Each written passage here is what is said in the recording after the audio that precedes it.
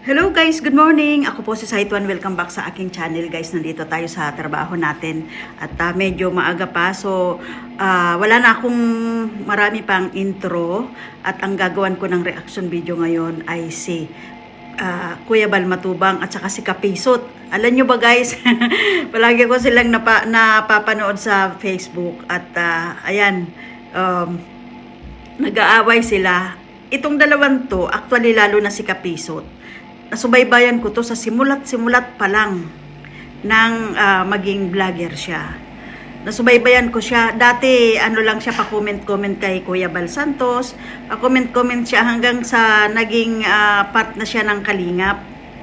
Hindi ko maintindihan kung bakit sila nag-aaway, nagpapatot sa dahan ba tawag doon dito sa social media.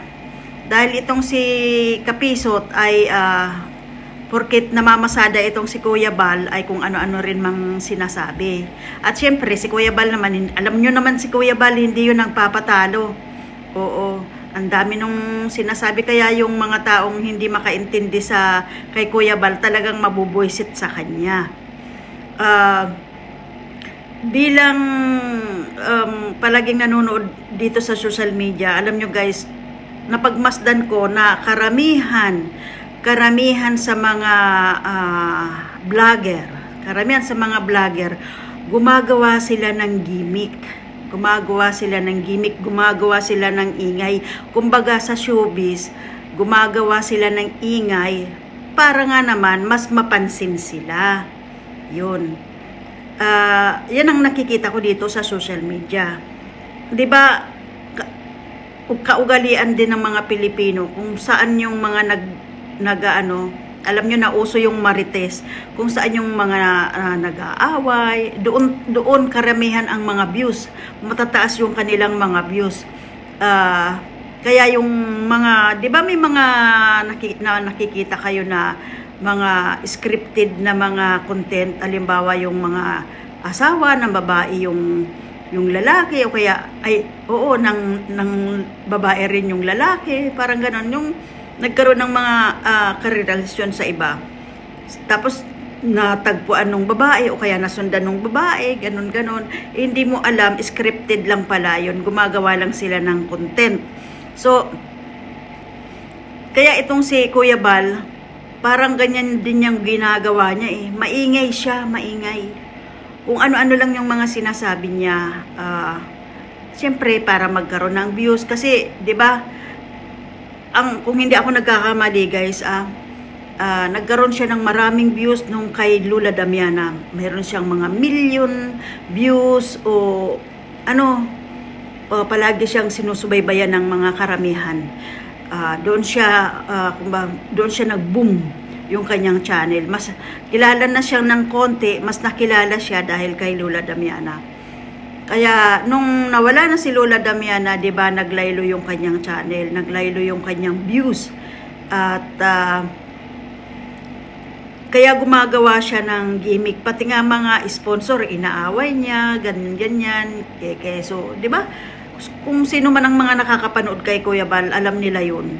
At ito naman si Kapisot, pinapatulan niya si Kuya Bal.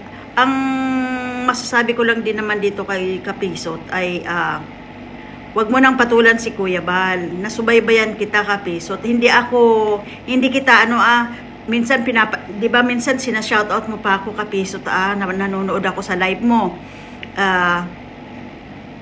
Wag mo na siyang patulan, hayaan mo na siya kasi ako nakita kita kung paano gumanda yung buhay mo. Gumanda yung buhay mo dahil sa Kalingap. Yan ang totoo. Aminin mo man yan, Kapisot, o hindi. Yan alam mo yan sa sarili mo. Na gumanda yung buhay mo, nakilala ka bilang isang vlogger dahil kay Kalingap. Dati pinaglalaban mo pa sila kapag kinakalaban sila Kuya Bal, halos maganda dapa-dapa ka. Maipagtanggol mo lang sila. Bakit ngayon inaaway mo na? Ano bang nangyari sa inyo? Dapat cool ka lang. Kaya sabi ni Kuya Bal Santos, ginagawan siya ng reaction video, mga kulurum daw, pati nga mayroon pa siyang isang baing matanda na pinost doon sa kanyang Facebook na kulurum daw, nagre-reaction video daw na hindi raw nagpapaalam. Kuya Bal, nagpaalam ako sa iyo sa Facebook. Basahin mo yung comment, nagpaalam ako sa iyo, gagawin kita ng reaction video. Ngayon si Kapisot hindi ako nagpaalam. Kapisot, hi. Punta ako sa live mo. Minsan na pinapanood kita. Talaga, oo. Kasi nga, sabi ko, bakit kaya nag-aaway-away itong mga ito? Ikaw lalo na Kapisot. Hayaan mo na yan si Kuya Bal, wag mo nang patulan. Oo, kasi alam mo sa sarili mo na gumanda yung buhay mo dahil kay Kuya Bal. Nakilala ka bilang vlogger dahil kay Kuya Bal. Ipinagtanggol mo siya noong maraming kumakalaban sa kanya. Kaya wag ganun. Dapat matuto tayong tumanaw ng utang na loob sa taong nakatulong sa atin. 'Di ba? Si Kuya Bal naging mabait naman sa iyo. Ako wala akong kinakampihan sa inyo ha. Wala akong kinakampihan sa inyo. Nagiging lang ako, transparent lang ako kasi nakita ko talaga yung pinagsimulan mo. O 'di ba? Kaya nga minsan hindi ako nagko-comment sa live mo, pero pinapakinggan lang kita. Kasi nasabihan mo pa nga ako na isa akong, ano ba yung tawag, ano bang sinabi mo sa akin? Pero hindi ko yun ginawa. Hindi ko yun ginawa sa iyo, Kapisot. At hindi ako mahilig makipag-away sa dito sa social media. Hindi ako mahilig makipagbangagan yung mga ganyan, mga live, mag-reply ako sa live o kaya maggawa ako ng hindi ko ugali yun. Pera lang talaga kapag yun talagang dapat lang replyan yun. So sana naman wag na kayong mag-away ni Kuya Bal at matuto tayong tumanaw ng utang ng loob sa taong nakatulong sa atin. Hayaan mo na yan si Kuya Bal, kung kahit ano man ang sabihin niya, hayaan mo na, wag mo nang sasagot-sagutin. Kasi sa kanya ka naman talaga nakilala eh. Oo, nasubaybayan kita, wag mong hindi ko yan maitatanggi. Nasubaybayan kita sa simulat pa lang. Wala ka pang ilan pa lang yung subscriber mo. Hindi ka pa monetize nung sinubaybayan kita. Comment ka lang sa Kalingap, kay Kuya Bal. Hanggat sa naging kanya, ano bang tawag doon? Yung kapag mayroon umaawi kay Kuya Bal, pinagtatanggol mo kayo ni anong tawag nito, yung isa pa. Pero mabait 'yon mabait 'yon. Ikaw lang talaga yung nakita kong ganyan kay Kuya Bal na natulungan ni Kuya Bal.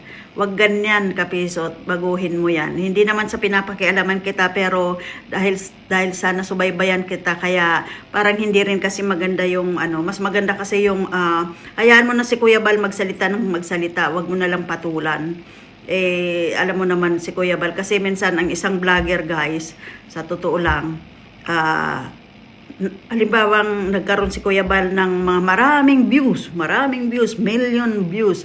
Tapos dumating ang araw na lumagapak siya, masakit sa mga vlogger yon na nawawalan sila ng mga views, ng hinahanap-hanap nila yung mga kasikatan nila nung sila ay kasalukuyan ng kilala, sikat na ganyan. Sikat pa naman sila, pero marami silang milyon na subscriber. Minsan kasi nagbabase rin, na-reach mo na yung 1 million. Kung wala ka naman maraming views, 1 million mahigit nga yung subscriber. Kung yung views mo naman nasa 10K lang. So, parang baliwala rin, di ba? Parang baliwala lang din yun. May million ka, tapos yung views mo, nasa 10,000, nasa 6,000. So, parang masakit talaga yun sa isang sikat na vlogger. Ang dami kong subscriber, tapos ganon, konti lang ang views, halimbawa. So, lalo sa mga vlogger na kung yung hanap buhay nila ay ang pagbablog lang, wala silang ibang maasahan kundi yung pagbablog lang. So, masakit sa kanila yon kasi syempre may mga team sila niyan. Sinasahuran nila yung team. Syempre, kung maliit yung kita, so mag-aabono yung pinaka-boss, parang ganon. So, So, kaya ganyan. Si Kuya Bal gumigimik yan. Maganda yung ginagawa ni Kuya Bal kasi namamasada na siya, nagbablog pa siya. Marami siyang pinagkakakitaan, triple kung ganon. Ikaw naman, Kapisot, hayaan mo na yan tuloy, nababas tuloy yung ngipin mo kung saan-saan ko na nakikitang nakapost yung ngipin mo. Kaya tumigil-tigil tumigil-tigil ka na rin. So hindi kita pinapakailaman pero hindi ko lang talaga matiis na nakikita kayong nag-aaway na alam ko naman na doon ka talaga nang galing kay Kuya Bal kung bakit bakit guminhawa ang buhay mo. Yan ang totoo. Dati nangungupahan ka sa napakaliit na bahay, sumasama-sama ka pa kay Kuya Bal kung saan ang mission nila, umiiyak-iyak pa yung asawa mo nung nagkaroon ng bahay si ganito o ganyan, di ba? Yun na lang ang intindihin mo. Dapat marunong tayong tumanaw ng utang na loob. So guys, hanggang dito na lang muna ang aking video. Pasensya na kayo at maraming salamat po sa inyong lahat at palagi po tayong mag-iingat. So guys, see you on my next video. Bye-bye.